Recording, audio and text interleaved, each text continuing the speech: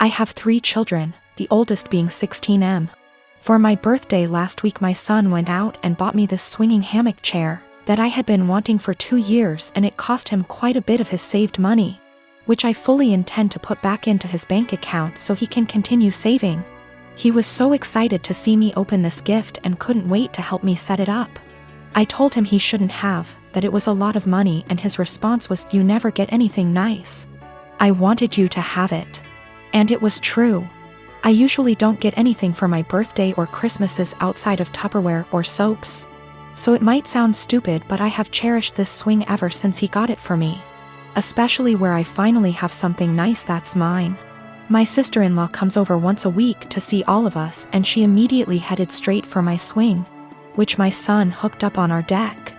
I told her to please not sit on it, and she said, "Is there a weight limit?" So I told her yes, 250 pounds, and I even showed her the box to confirm. She was not upset about this. She just said, "That's a bummer. They need to make something capable of holding us big girls." I simply agreed with her and went about my business. At this point my husband shows up from work. When I went inside to grab us some drinks, her and my husband are talking on the porch, and not even 5 minutes later I hear a loud crash. I go out, and sure enough she had sat in my swing, and the crochet netting around the hook snapped on one side, causing her to fall right on her ass. She is sitting there laughing, gets up and says, "I guess I need to learn to listen." So I lost it. As I said above, I literally never get anything nice. Never. This is the one thing that I had that was mine, and it didn't even take someone a freaking week before they ruined it for me. So I said, "I literally just told you not even 20 minutes ago that it would not hold you, and to please not sit in it." She makes some comment about, "Usually the weight limit is a lie. I thought it would hold." So I said, "The weight limit probably would have held if you were only 50 pounds heavier than it, not 150. She is 420-ish lbs because she is one of those girls who eat food on camera for money, and she absolutely loves her weight. But regardless, instead of apologizing or offering to compensate me for my destroyed item, she has resorted to saying I'm a shitbag for making her feel like her weight is a problem and my husband is on her side.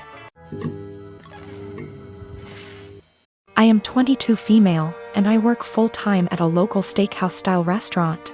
There's a policy with the employees regarding free food based on the length of your shift, and the other day I was working a double, which meant I got 2 free meals, one at the end of my first shift and one at the end of my second. There are a few things we as employees can't pick for our free meals due to costs, but we still have access to nearly the entire menu. Another part of this policy is that if we pick something, and one of the ingredients required is almost gone, we're allowed to keep our pick and tell the customer that we're sold out of that particular item. This applies to all sides, salads, soups, etc. Usually though, if we say we're out, we really did run out regardless of employee meal picks. Anyways, on the day that I worked my double, we were about 2 hours out from closing, and I sat a couple who were on a first date. Just assuming by some things they said, plus he name-dropped a popular dating app. When they were ready to order their meals, the girl just so happened to ask for sirloin. But that was the cut I chose for my second meal, and we were down to our last one. I apologized and told her that we were out, and the pouted and told me she would need another minute to decide. Her date shot me a dirty look and told me he needed more time now, too, so I went to check on my other tables. They seemed to be having a good date, laughing a lot and smiling. But they were immediately quiet and standoffish every time I checked on them, and interrupted me with, "Just the check, please," while I was asking if they'd like any dessert. I brushed it off, as it's not the first time I've had a rude customer, and brought them their bill. He wrote a big 0 on the tip line and a little note that read, "Thanks for ruining my date. Hope your night sucks too." I told my co-workers during closing, who all agreed the guy was being an ass. But when I called up my dad the next day and the topic of work and those particular customers came up, he told me I should have been less selfish and just let the woman have the sirloin, and that I should have picked something else. He told me they didn't handle it very well, but that young lady had probably been looking forward to that steak. You knew you could have given it to her and you didn't. I'm honestly a little disappointed in you. That really hurt my feelings, and I've been wondering if I was actually in the wrong. I don't believe it was a money thing. The guy ordered a pretty expensive seafood dish and the girl had one of our pricier cocktails.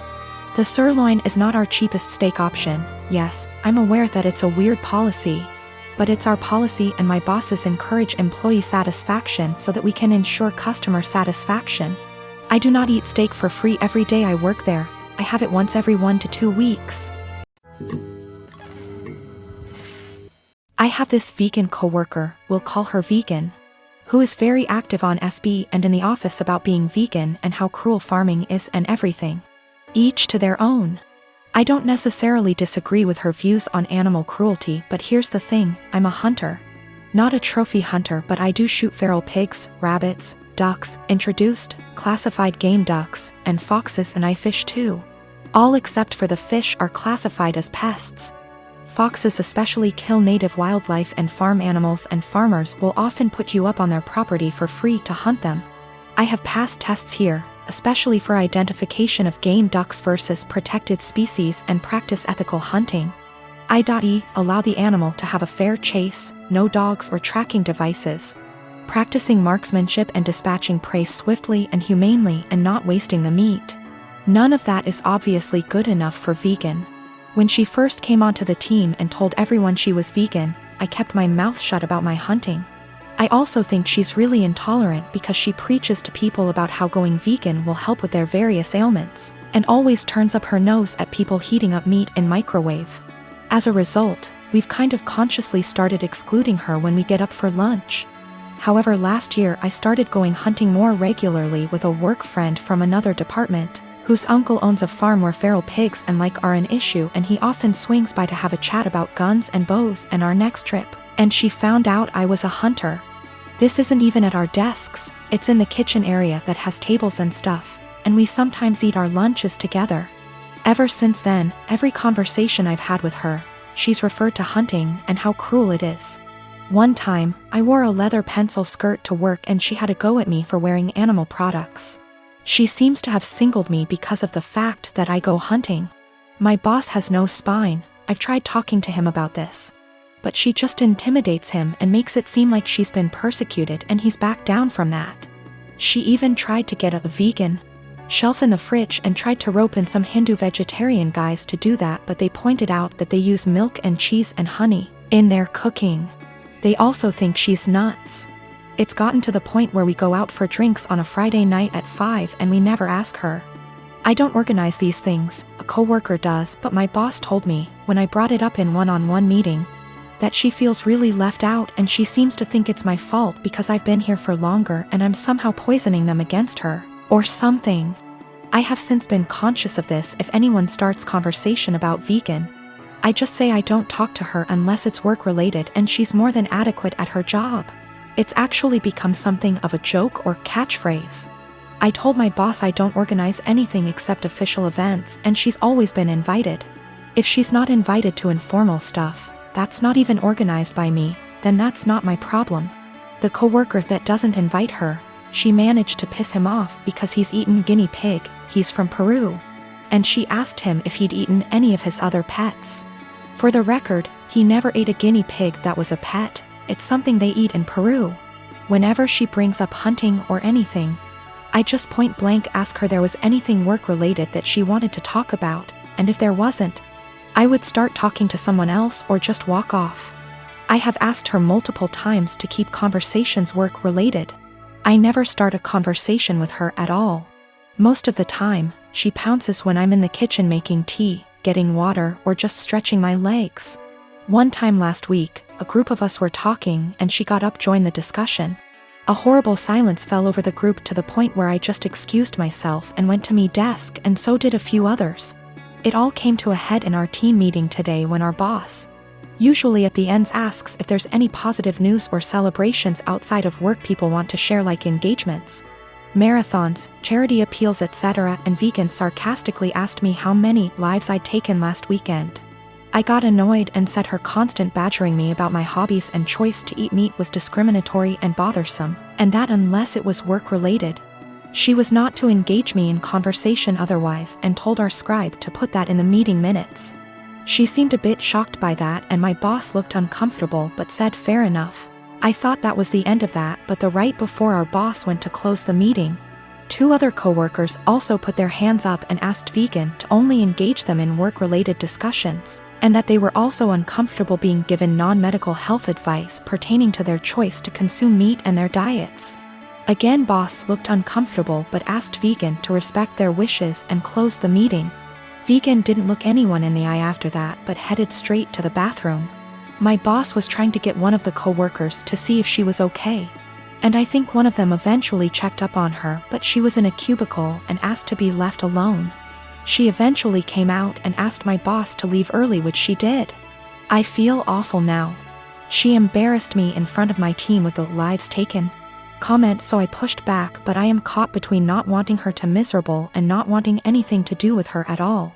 A few of my coworkers and I ended up in a proactive conference call after this with HR, who basically said that always been subjected to unwanted advice and jabs about eating meat was not okay. But some mediation was in order to cut the tension in the workplace. The HR rep then called my boss, who explained what happened in the team meeting and complaints that we'd made one-on-one etc., but then he went into a meeting room and didn't hear the rest of discussion. I don't know what to do, assuming she comes into work tomorrow, or if I should even talk to her at all. My boyfriend and I have been together over a year and living together about 6 months. He's an extremely light sleeper. We never used to have problems, but I'm now on medicine that causes me to have more insomnia, so it's harder for me to fall asleep. Lately, we've gotten into fights because he's being absolutely unrealistic about any noise in general. I can't clear my throat quietly, sneeze, or even yawn without him grumbling, groaning, or yelling at me at how loud I'm being. When I say yawn, I don't mean some exaggerated TV yawn, but literally the sound of me silently taking in and expelling air from my mouth 3-4x over the course of 2 hours sets him off. Sneezing is very rare and it's also quiet, but if I have to make any noise, I do it as silently as possible. But it's not enough for him. When I was extremely sick with the cold, he made me sleep on the couch because I was having a tough time sleeping without being able to actually blow my nose to breathe. But when he caught it a week later, I gladly let him sleep in the bed and helped take care of him when he woke up in the night because he wasn't feeling well. I've argued with him multiple times that it's unfair for him to expect absolute silence and be mad over the air he hears from a yawn, but he just shuts me down and tells me to be quiet because I've disturbed him from being right on the edge of sleep. I understand that when you're half asleep you're particularly grumpy, we've all been there. But it winds me all the way up that I already constantly have to cater to the way he needs tons of space. Meaning I have to sleep pencil straight all night or on the side not facing him if I want to move my legs at all. And then this sound thing. I've had previous BFs who were heavy sleepers that snored, made lots of noise, and honestly that bothered me less than constantly having to be alert to his needs. He says that earplugs don't work and he only likes to hear the fan, so white noise is out of the question. I don't want to go downstairs because then I'll just stay up, and I don't want to keep taking melatonin every night, but I'm this close to not renewing our lease together next year if things don't change. It also makes me feel like if we got married and had kids he'd just expect me to be up all the time dealing with the baby, so he can sleep, or complaining about his sleep, or if one of us was to have a chronic sickness that we'd have to sleep in different bedrooms, because of how selfish he is.